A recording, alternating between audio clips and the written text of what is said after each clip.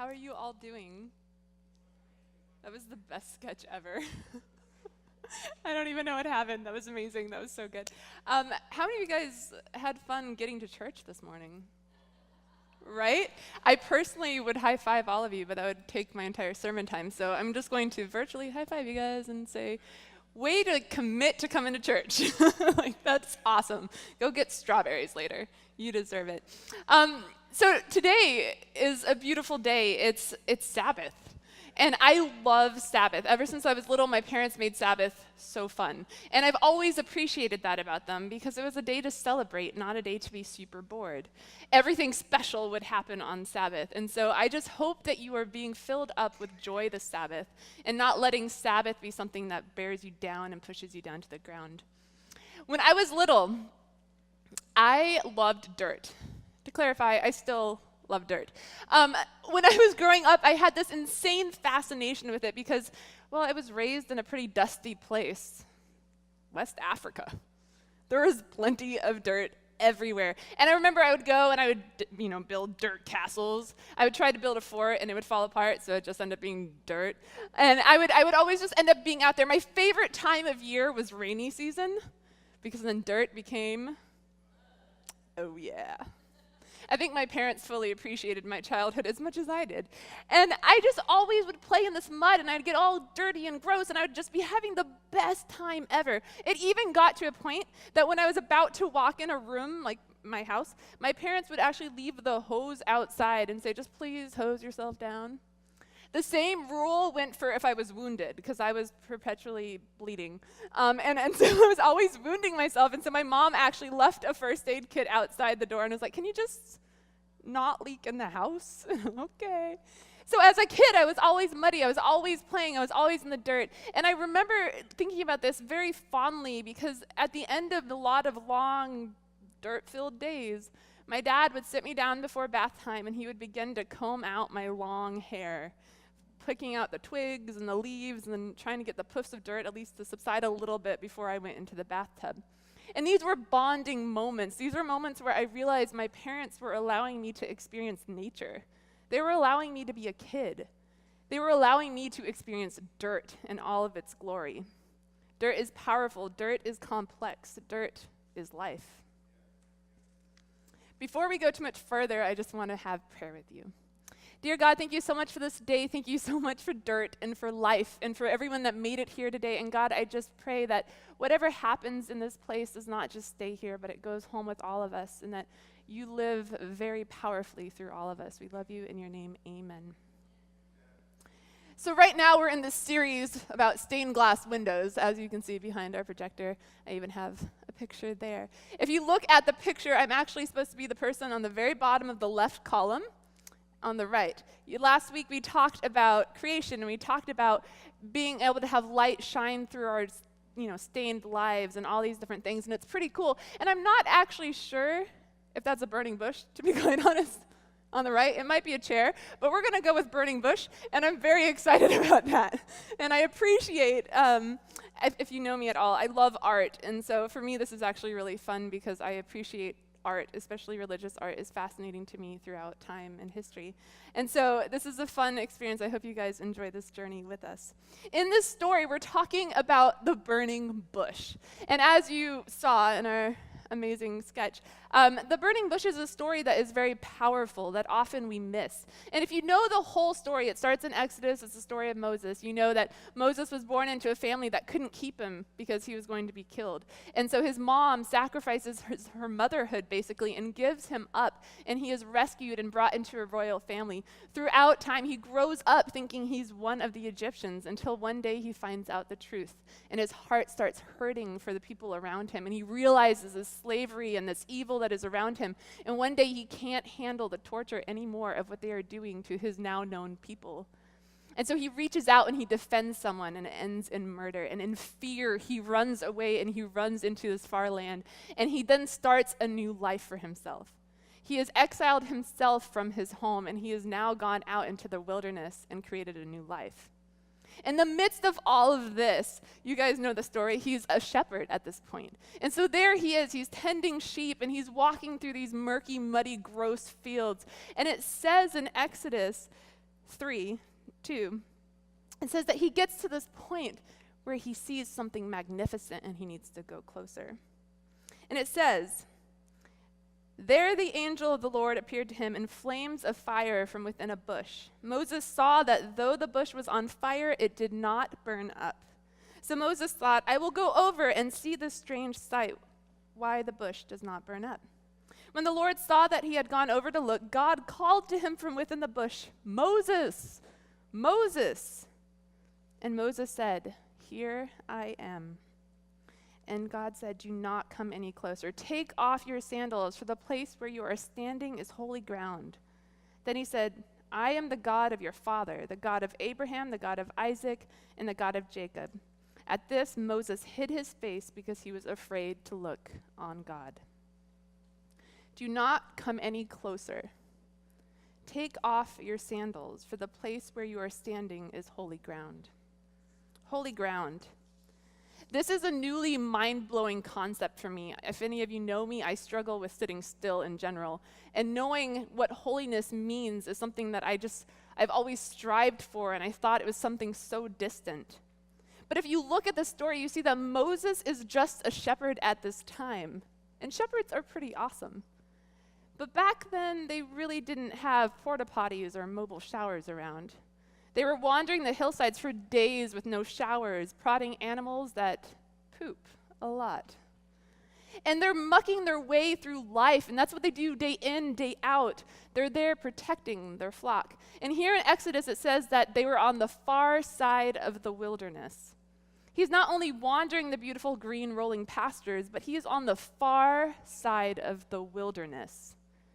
He's in the middle of nowhere and some crazy. Now let's just make an emotional note here. Moses did not have fancy combat boots that were keeping his feet gloriously free from the wilderness. He wore sandals. He wore muddy, poop-filled, sweaty sandals. I love this. I love that Moses is so disheveled and gross, and when he approaches a burning bush on the far side of the wilderness, he takes the sandals off of his feet.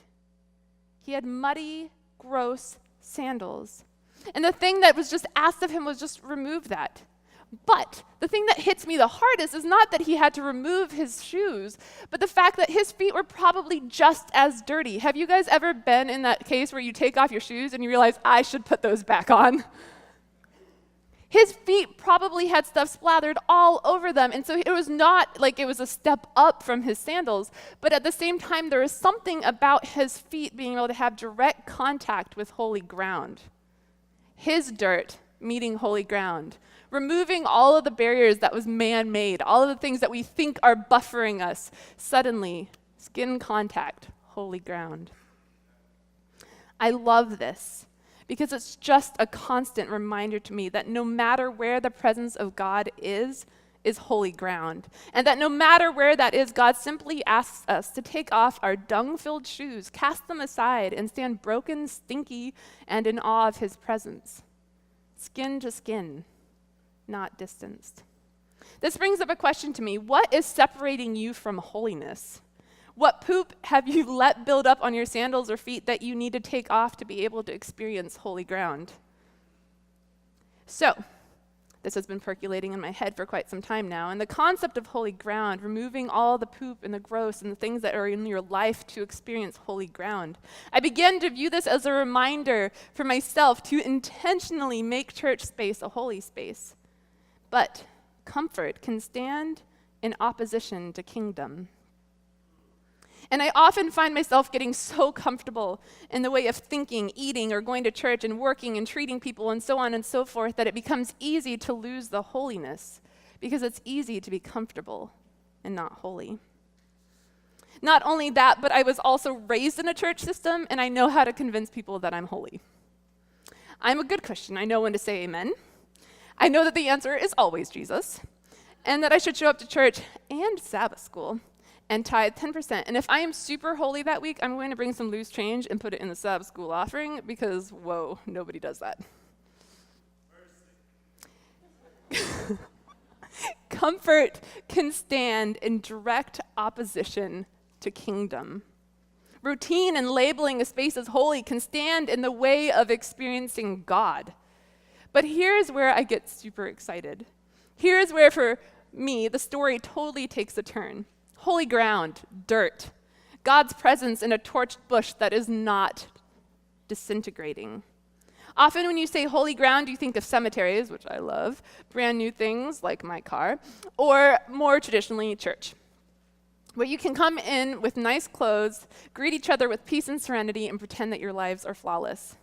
Holiness or cleanliness or worthiness we often place at specific locations. We don't often see how it moves throughout our lives with us. As I said before, I grew up very traditionally Christian. I grew up as a pastor and a missionary kid. My comfort zone was the church. I would nap in pulpits, guys. I would sleep under tables as my parents would lead meetings, and when I need to go to the bathroom, I'd pull on a pant leg, and they would somehow sneak me out from under the table to get to the bathroom. I knew how things went. I knew the tradition. I knew the rhythm. I knew how to fake sleep in church so no one would actually catch you. I knew all of these things, and for me, the church was my playground during the week. But man, Friday night hits. You start walking softly in the sanctuary, you keep that song in your heart. And you start acting like you respect the place suddenly out of nowhere. My brother and I would build forts, but as soon as Sabbath came, we were sitting in the front row. We are the perfect children. And I remember it was so tough for me because I knew it as a physical structure, not just the place of holiness, at least during the week. But Saturday was, man, high day. I'd get in here, I knew my role, I did my thing, and I remember that one day, I went running out of the church, forgetting that it was Sabbath, and this person was so amazing and reminded me of the glory of the sanctuary. And I remember walking away from this, and this is one of those memories. I was, I think, 3 or 4 years old in Michigan, and I remember this memory to this day.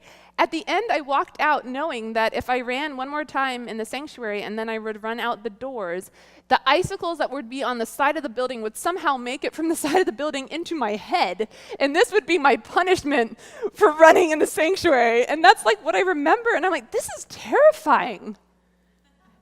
This is no longer a holy experience. This is like my doom. And I just was like, this is terrifying. And this is what we set up for our holy space. This is what we do to people at times, is we create a space that is intangible. And we terrify people into Jesus. I don't think that was the plan.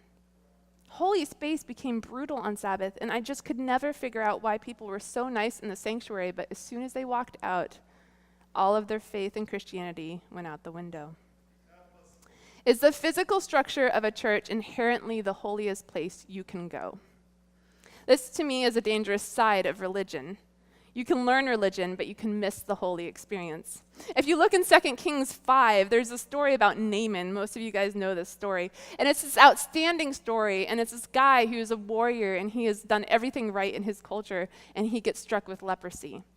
At this, he doesn't know what to do, and his servant girl has hope for him. And she says, I need you to go to Israel. There's a prophet there. He will heal you. And as the story goes on, he breaks down. He decides to go and ask for help because this does not want to be the end of him. And so he goes and he seeks out Elisha. And when he gets to Elisha, a servant comes out and gives him his orders. And he's like, you go and bathe yourself in the Jordan River 7 times and you will be healed. And of course, Naaman's like, no, do you know who I am? I'm not going to go in your filthy river. This is ridiculous. I don't need this. And as he's leaving, he's finally convinced by his men saying, what do you have to lose? You're going to either die or maybe for some freak chance this might actually work out. And so he does. He goes and he bathes 7 times. And when he comes out the 7th time, he is pure. He is healed. And you can imagine this, oh my goodness, moment where he comes out and he realizes that there's a live God. That there's something beyond these statues and these like rocks that people spend so much time worshiping. There's life in a God somewhere. And so he goes and he books it back to Elisha and he encounters him and he wants to pay him for healing him and he tries to give him all these things, gold and cloth and all these things. And Elisha says, no. And then here's the best part. If you go, it's in 2 Kings 5:7. He said, well, if you will not, said Naaman, please let me, your servant, be given as much earth as a pair of mules can carry. For your servant will never again make burnt offerings and sacrifices to any other god but the Lord." He asks for 2 mules full of dirt. He wants to take the earth from the place that he was healed, and he wants to take it to his homeland. He wants to take holiness with him. He wants to take healing with him. He wants to take a live God with him. He no longer wants to be trapped in by these unholy experiences and just mere locations, but he just wants to grab it and take it with him and realize that it goes with him. It doesn't need to stay in Israel. So that's what he does. Naaman sees the miracles of God, experiences something great, digs up some of the dirt in the location it happens, and he takes it with him. He wants to have the holiness of that land near him so he can worship and truly worship. He takes his holy, cleansing, mysterious, magical experience with him. And my question to you is, have we let the magic of God stay trapped in a building? Have we left it there on Saturday morning, or are we taking it with us? Have we stagnated the concept of holy space? Paul Tillich says, "We must abandon the external height images in which the theistic God has historically been perceived and replace them with internal depth images of a deity who is not apart from us, from a deity who is not apart from us, but who is the very core and ground of all that is." God is not far. God is here. He is with us. He is not a God that sits so far away and tells you, yes, in the future you can have something good and it's called heaven. He's saying, no, now, what you have now, I can give you hope, I can give you life, I can give you an active presence now. Amen. We are not so far removed from holy ground. Once you experience God, the burning bush, a smile on your darkest day, when you leave that space, it tends to go with you, doesn't it? It isn't like you have to simply leave that memory where it was. There are emotions and energy that you can carry with you. These are experiences that can impact people who come in contact with you. Naaman didn't need to take the soil to worship God, but for him, it helped him feel closer to God. The dirt was a symbol of life for him. Holy ground is life. But it doesn't need to stay there. We can be holy ground. We give of ourselves to God to allow him to shine through us, just like these stained glass windows, imprinting and telling stories of his grace for all time. Then you shift into the New Testament. You read about Jesus and how being in his presence altered and shifted countless people's lives. He gave hope when there absolutely was no hope to be given. He gave worth when they didn't know that was even an option. He reached into the murkiest, grossest, most painful moments of humanity and shed light and love. He introduced holy to people. He brought holy ground to us, not on the far side of the wilderness or in the tabernacle. He brought it into people's lives. God has given us the opportunity to be holiness to some people. And don't misunderstand what I'm saying. I'm not saying that we're supreme beings or can conquer sin or we're flawless. What I am saying is that when you experience God, it doesn't need to stay there. It doesn't need to be a place you visit every week on Saturday morning. What it can be and is an experience. Amen. Don't just allow ourselves to only see God in extraordinary things. If you come in the presence of God, even if you see just his back, like countless stories throughout Scripture, or hear his voice, or see where he has been, you are changed. Like Moses and Elijah, we look forward. We look at Jesus. We look at Paul. We look at the disciples, and we see that the kingdom of heaven enters into them. The mind of love and compassion and hope. A place of peace. And we have an opportunity to be the mobile holy ground that he talks about. How amazing is that? If people gain strength from being in our mere presence, can you imagine the impact that God could have on this world? How amazing would it be if we spoke truly with peace and grace and hope and love to all that we came in contact with? In Luke 17:21, it says, "The kingdom of heaven is around and in you." It's around and in you. It's not far off. It's around and in you. Paul talks about being in the Spirit of God and being with and in him. We are all journeying with Christ in our hearts. Christ has given holy ground movement and life. He has imprinted his goodness on our souls. He has mobilized grace. He has created space in all of us so others can truly begin to experience this holy ground that we speak so fondly of. We have the option of introducing holy ground, inspiration, motivation, hope, grace, love to everyone that we come in contact with. I'm in awe of this ability and this promise. I'm in awe of the fact that I have had the opportunity to come in contact with people that revolutionize thought in the world. When I was in college, I had these amazing friends, and we always dreamed about saving the world, as most people do. And we truly believed that we would. And as we graduated, we all went in different directions, and we all had our own lives. A couple years back, I remember one of them called, and they were like, "So, you remember how we wanted to start a nonprofit?" And I was like, "Yep." And they're like, "Well, the time is now." And I was like, "Why? What's going on? Is there an actual need, or are we just going to high-five ourselves and be like, we started a nonprofit?" And they were like, "No, the need is now." And they were talking because one of my friends is a prosthetics maker, so she makes limbs for people that don't have like something happen. And especially in the country they were living in, which is Manila, there was a lot of people that were living on landfills, and so a lot of them would get cut and they'd lose an arm or a leg, and then they would lose their jobs, and then they would lose their ability for income, and that's when things would go downhill. And so we were like, this is perfect. You make prosthetics, you have your master's in public health, we'll do this, I'll do art things, it'll be great, I'll help run the business. We planned this thing, and we cast this amazing vision, and we went forward with it until one day, my friend texted me, and she was like, "I don't think we're ready for the mobile clinics." And of course, I'm in the US, they're in the Philippines, and I'm like, "Okay, why? What's going on? What can I help with?" And they said, "People don't have clean water yet in the city." They're like, "In our neighborhood alone, there is no source of clean water. If you look in our neighborhood also, they have no source of clean eating. So they have no food that is healthy.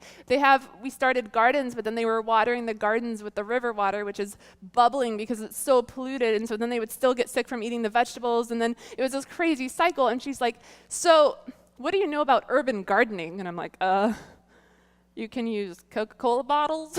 Like, I don't know. And she's like, "Well, okay, start researching it." And so soon the vision started shifting because we started realizing that there was something bigger that needed to happen at that specific moment in that mere space. And that no longer could we talk about these grandiose visions because right now was more important. Right now was what needed help, not 10 years from now. And so our nonprofit, it's been so exciting to watch because they're doing amazing things over there. Our nonprofit is shifting from we're going to go save that culture or that community to, wow, our neighborhood is going downhill, we need to do something. And now all of us are like focusing on this one area, and we're able to bring so much life to just a small community. And it's so fun to hear them talk to me because, like I said, I'm here, they're there. And so I get updates and fun stories, and it's so fun to hear them talk to me and people that have gone over there to volunteer to talk to me because I hear them say, people ask all the time, "Why are you doing this?" And the answer is always because we care. But people don't buy that. They're like, "Why?" No, why? You need to have a reason. And people start asking questions like, "Are you like Jesus? Are you God? Are you all these things?" Because they don't know how to understand free gifts of true love. And so this community starts turning and looking and searching for hope and love in a place that they don't quite understand how it could be possible. And it's amazing when I hear my friends talk and when I hear about the heart that they have for this and the people that they're impacting, I can't help but just be overwhelmed with the sense of holiness that is just shining off of them. They have given everything of themselves to be an experience for someone else, to give someone else hope, to give someone else grace, to give someone else love in a place that maybe that person didn't even deserve. And they spend their entire days trying to find new ways to impact the community so that way they can feel closer to their understanding of God. And every day, that's all they do is seek out a need and try to fix it, whether it be toothbrush or aspirin or finding clean water or whatever it may be. And they've found ways to connect with a community that no one else has been able to connect with. And it's beautiful. And that's holy ground.